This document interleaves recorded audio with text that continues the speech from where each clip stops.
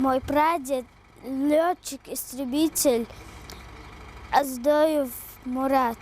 Я тогда вырасту, я тоже буду летчиком военным. Боевой настрой и желание парить в небе у маленького Абдулмалика в крови. Правнуку героя и не подобает думать о чем-то другом, кроме как о родине и ее защите. Своего прадеда он не застал в живых, знает о нем лишь из рассказов старших. О многочисленных подвигах летчика Мурада Аздоева потомкам напоминают ордены и медали, среди которых и звезда Героя России, которую на своей груди носит будущий летчик Аздоев. Потомки участников Великой Отечественной хранят память о предке-герое, живут скромно, но говорить о таком дедушке и отце без особого чувства гордости невозможно. Он в 1939 году поступил в школу, авиашколу, Грозненскую школу поступил. Оттуда окончил эту школу, оттуда перебрался он в Армавирский аэроклуб. Армавирский клуб окончил в 1941 году, 22 июля ушел на фронт.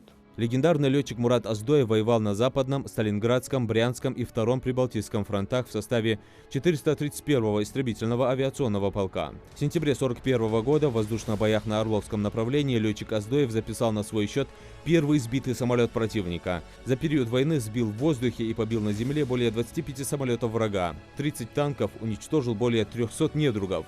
В мае 1995 года за мужество и храбрость, проявленные в бою, Мураду Аздоеву присвоили звание Героя России. Мурад Ахметович также награжден орденами Боевого Красного Знамени, Отечественной войны первой и второй степеней, Красной Звезды. Пользуясь своими боевыми возможностями, в небе Мурад Аздоев совершал невероятные трюки и даже сбрасывал посылки родным. Сделал маленький парашют, сделал посылку для матери, отца своего. Они рядом там воевали, он взял эту посылку, выбросил на свое село. И через неделю-две, говорит, письмо пришло, сынок, мы получили посылку. Интересные, некоторые вещи там интересные рассказывали. Имя Мурада Аздоева, как и тысячи других защитников Отечества, внесено в дорогу памяти. Это проект Министерства обороны России, призванный увековечить подвиг бесстрашных защитников Родины. В день празднования Дня Великой Победы в подмосковном парке «Патриот» откроется главный храм вооруженных сил страны. Дорогой к нему длиной в 1418 шагов, символизирующих количество дней и ночей войны, станет уникальная мультимедийная экспозиция, созданная на основе фотодокументов о бойцах, командирах и тружениках тыла. Это крупнейший военно-исторический памятник. То есть с этой стороны у нас все события на каждый день войны, то есть ничто не будет забыто. А с той стороны у нас портреты участников и их карточки, их личные дела, портреты всех непосредственно участников Великой Отечественной войны, то есть порядка 33 миллионов должно быть сюда загружено в такие мультимедийные панно. Работа по сбору фото и текстовых документов для внесения в единую базу данных об участниках сражений 40-х в Ингушетии завершена. В списках значится более 23 тысяч наших земляков. В республике создано 18 пунктов сбора и загрузки сведений о ветеранах Великой Отечественной. К работе по восстановлению исторических данных были привлечены сотрудники правительства, военного комиссариата, порядка 600 волонтеров и юнармейцев. В военном комиссариате Республики Ингушетия организована работа групп по сбору и обобщению материалов об участниках Великой Отечественной войны. В годы войны из Ингушетии призвано 21 560 граждан. Собрано и направлено материалов на 23 223 участников. В ходе войны погибло 6579 человек. Эти имена высечены на мемориале памяти славы здесь, в Насыркорте.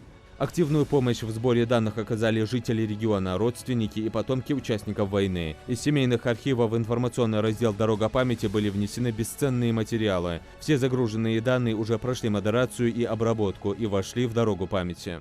Мы, значит, чтобы наши старики честь не потерять, мы должны защитить Родину. И красные партизане, и все, значит, пошли в военкомат без повестки, без ничего защищать Россию. Сразу на войну. Так. И весь опустили наши поселки.